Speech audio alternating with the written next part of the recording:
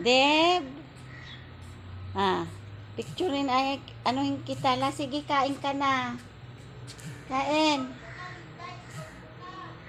Kainin mo na Si Deb, nakapatong sa paso.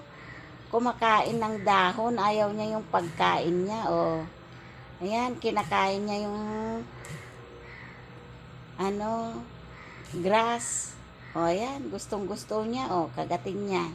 O, Deb? Ano nangyari? Ha?